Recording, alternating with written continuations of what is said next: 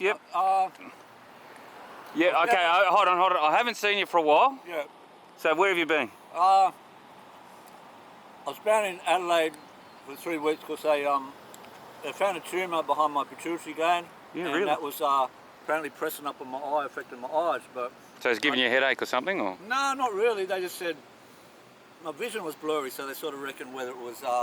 They didn't know if that was it, but they figured if it could grow. They didn't know if it was cancerous or not. But they didn't. Yeah. Anyway, they just found it, and then on the Friday, on the Monday, they flew me down to Adelaide. Well, the following Saturday, I had surgery. So that's a little nick where they've gone in? No, they went up through my nose. Oh, okay. What they do is they grab your head or something like this, because I woke up and felt like they've been wrestling my head. Yeah, well, they'll do that, yeah. And then they drill up through your nose, literally. Yeah. And then they open it up, and then they, like later on, they pack it on they pull a bit out of your leg. Yeah. And they pack up where the hole was. But right. That leads them into the pituitary gland. Yep. And apparently, where I was, like there's a little thing like that, but the thing was, the growth was really wrapped right around it on the thing. And when they were doing the surgery, they weren't sure. They took a bit off because it took about 3.5 hours, and they sent it away. They weren't sure if it was still cancerous, so they actually had to hack away. And when they did it, they had to cut the stem that leads from my pituitary to my brain. So now I'm on medication for the rest of my life, which is kind of, I've gone from being this healthy guy running around to kind of medicated guy, getting kind of... What's a medication you got to have then? And pituitary, what's that going to regulate? That's your... just about everything. Yeah, and everything. Yeah. So they've pulled the whole thing out? Well, yeah, they've cut it. They've cut the stem to the brain. Okay. So I can't, my pituitary's not doing anything. So you can't regulate your temperature and stuff like that then? A little bit, yeah. I know.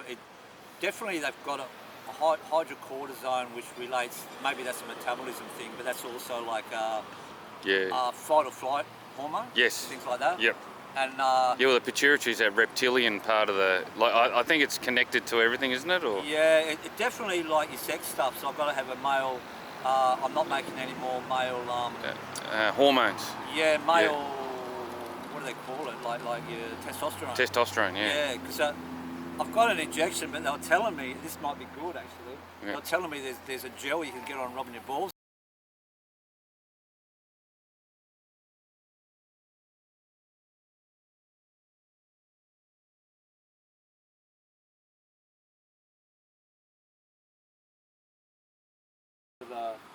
But the other one is that if I don't take this other one, I'll just piss and piss and piss. It regulates you holding your thing, and I'll just dehydrate. Yes. So I won't be able to drink enough. I'll be like this, and pissing and pissing and pissing.